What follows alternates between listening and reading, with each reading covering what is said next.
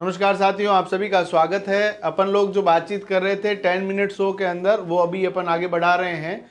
पशु परिचर भर्ती परीक्षाओं के अंदर जो अपना साइंस का सेगमेंट है, उस साइंस के अंदर सुपर 10 सीरीज हमारी चल रही है।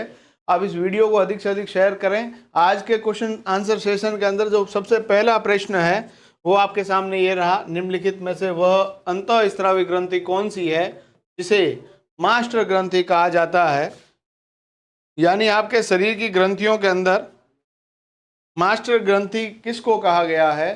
तो आपके पास ऑप्शन है पीयूष, अधिवृक्क, अवटु और परअवटु। तो याद रख लीजिएगा, पीयूष ग्रंथि यानी जो पिट्यूटरी ग्लैंड है वो आपके शरीर की मास्टर ग्रंथि कहलाती है। मास्टर ग्रंथि का मतलब ये भी नहीं है कि डंडा लेके खड़ी है। मास्टर ग्रंथि का सेंस यहाँ पर यह है कि ये सभी ग्रंथियों को कंट्रोल करती है। बाकी शरीर की जितनी भी ग्रंथियां हैं उन सबको कंट्रोल करेगी। बट इस पीयूष के भी काकोशा होते हैं, उसका नाम है हाइपोथैलेमस। काकोशा का मतलब हाइपोथैलेमस पीयूष को कंट्रोल करेगा। और पीयूष किसको कंट्रोल करेगी? बाकी सब ग्रंथियों को कंट्रोल करेगी। यानी शरीर की सुपर मास्टर ग्लैंड जो है वो कौन है? हाइपोथैलेमस है। ये ध्यान रख लीजिएगा, hypothalamus control pituitary and pituitary control all body gland. अगला जो प्रश्न है, मानव शरीर की कौन सी ग्रंथि पीयूष ग्रंथि से हार्मोनों के रिसाव को नियंत्रित करती है? जैसा कि पिछले प्रश्न के अंदर हम देख रहे थे, उन्हीं बातों को वापस देखा जा रहा है। घुमा फिरा के भी सवाल वहीं से वापस आ रहा है। Hypothalamus, thymus, thyroid, adrenal. तो प्यारे बच्चों, यहाँ पर उत्तर क्या होगा? पीयूष ग्रंथि के हार्मोन के रिसाव को नियंत्रित करती है, यानी मास्टर को कंट्रोल करने वाली सुपर मास्टर या हेड मास्टर, और उसका नाम है हाइपोथैलेमस। ये भी अग्र मस्तिष्क के अंदर स्थित होता है। कहाँ होता है बेटा? अग्र मस्तिष्क यानी fore brain of human body. अग्र वाले भाग के अंदर हाइपोथैलेमस है। ये आपके शरीर के अंदर सुपर मास्टर है। निम्न में से कौन सा दोनों बहिस्रावी अंतःस्रावी ग्रंथि के रूप में व्यवहार नहीं करता है? सवाल है कौन नहीं करता है। ऑप्शन है पीयूष, अग्न्याशय, वृषण, अंडाशय। प्यारे बच्चों, पीयूष ग्रंथि जो है वो अंतःस्रावी है। ये सभी जो है मिश्रित ग्रंथियां हैं। मिश्रित ग्रंथियों का मतलब क्या होता है? जो अंतःस्रावी भी है और बहिर्स्रावी भी है, मिश्रित ग्रंथियां। पीयूष ग्रंथि जो है वो आपके पास कैसी ग्रंथि है? अंतःस्रावी।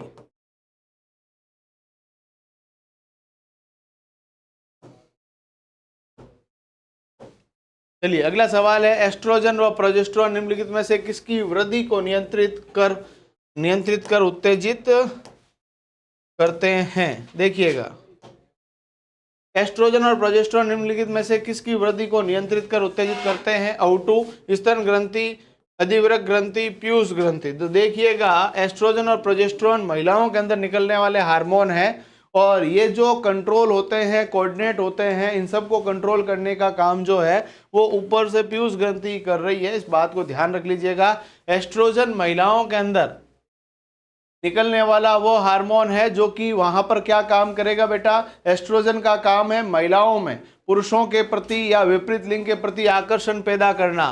प्रोजेस्टेरोन जो है प्रेगनेंसी को होल्ड करता है, यानी महिलाओं के अंदर गर्भ धारण करने के लिए प्रोजेस्टेरोन का कार्य है, और एस्ट्रोजन का काम है विपरीत लिंग के प्रति आकर्षण पैदा करना।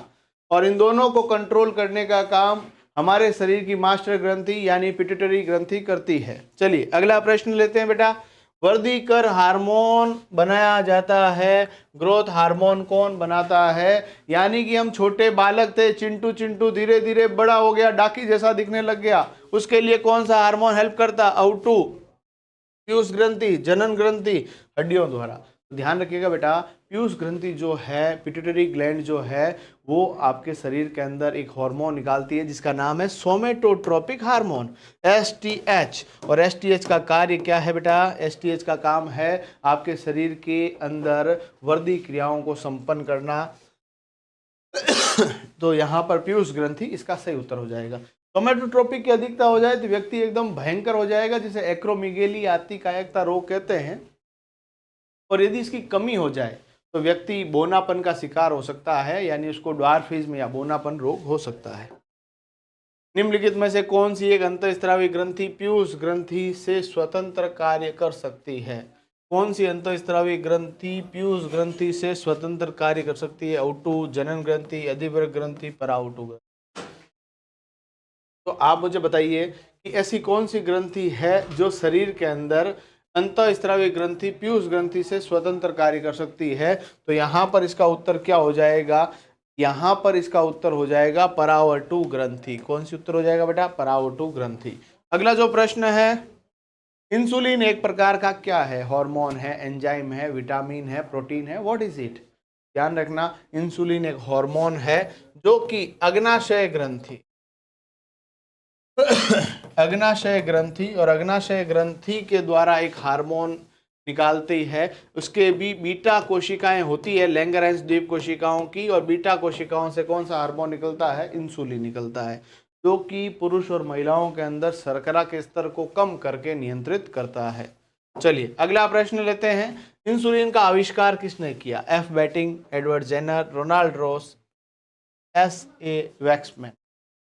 बेटा देखिएगा, सवाल है इंसुलिन। इंसुलिन हमारे शरीर में रक्त के अंदर शर्करा के स्तर को मेंटेन करता है। शर्करा के स्तर को बढ़ाने और घटाने के अंदर, वैसे शर्करा बढ़ी हुई है तो उसको कम करने का काम इंसुलिन करता है। यदि यहाँ पर सवाल आया है कि आर्टिफिशियल इंसुलिन, जिसे ह्यूमुलिन कहा जाता है, उस आर्टिफिशियल इंसुलिन की खोज करने का जो श्रेय जाता है वो बेटिंग को जाता है। किसको जाता है बेटा? बेटिंग को जाता है, जो इंजेक्शन के माध्यम से लगाते हैं ना शरीर के अंदर। कईयों को डायबिटीज मेलिटस रोग होता है due to deficiency of insulin. Insulin की कमी से रक्त के अंदर शर्करा स्तर बढ़ जाता है, डायबिटीज मेलिटस रोग कहलाता है। इंसुलिन में से निम्नलिखित में से कौन सी धातु होती है? तांबा, लोहा, जस्ता, मैग्नीशियम। तो यहाँ पर आपको याद रख लेना है, यहाँ पर इसके अंदर कौन सी धातु होती है? Zn यानी जस्ता इसके अंदर एक धातु है जो इसके अंदर पाई जाती है। ठीक है, अगला सवाल है, निम्नलिखित में से कौन सी ग्रंथि इंसुलिन बनाती है? तिल्ली, यकृत, अग्नाशय, पीयूष। तो देखिएगा बेटा, अग्नाशय ग्रंथि जो है वो मिश्रित ग्रंथि है, हार्मोन और एंजाइम दोनों बनाएगी। और अग्नाशय ग्रंथि के अंदर एक कोशिका होती है जिसका नाम है लैंगरहैंस द्वीप कोशिका। और लैंगरहैंस द्वीप कोशिकाओं के अंदर भी 3 प्रकार की कोशिका है, अल्फा, बीटा और तीसरे का नाम है गामा। और ध्यान रख लीजिएगा मेरे बच्चों, अल्फा कोशिकाएं जो होती है वो एक हार्मोन बनाती है जिसका नाम है ग्लूकागोन। कौन सी गोन है बेटा? ग्लूकागोन। रक्त में शर्करा के स्तर को बढ़ाकर नियंत्रित करेगा। बीटा कोशिका एक हार्मोन निकालेगी जिसका नाम है इंसुलिन, रक्त में शर्करा के स्तर को कम करेगा। गामा कोशिकाएं जो एक हार्मोन निकालेगा सोमेटोस्टेटिन, ये दोनों को कंट्रोल करने के लिए कार्य करेगा। तो यहाँ पर सवाल आ गया कि इंसुलिन बनाने वाली ग्रंथि कौन सी है? अग्नाशय ग्रंथि। और कौन सी कोशिका, अग्नाशय ग्रंथि की कौन सी कोशिकाओं से इंसुलिन बनता है? लैंगरहैंस द्वीप कोशिका। और लैंगरहैंस द्वीप कोशिका की बीटा कोशिकाएं क्या बनाती है? इंसुलिन। तो ये आज का सेशन था। आई होप कि आपको अच्छा लगा होगा। ऐसे ही वीडियो देखने के लिए हमारा यूट्यूब चैनल जरूर सब्सक्राइब कीजिएगा, साथ ही साथ में बेल आइकन को दबा लीजिएगा ताकि सबसे पहले वीडियो की नोटिफिकेशन आपके पास पहुंचे। इसी प्रकार से खुश रहिए, स्वस्थ रहिए और अपनी तैयारी के अंदर लगे रहिए। और जब तक है ना सिलेक्शन नहीं हो जाता तब तक हम इसी प्रकार से आपके साथ लगातार रूबरू होते रहेंगे। बस आपका स्नेह, आपका प्यार लगातार मिलता रहे। धन्यवाद।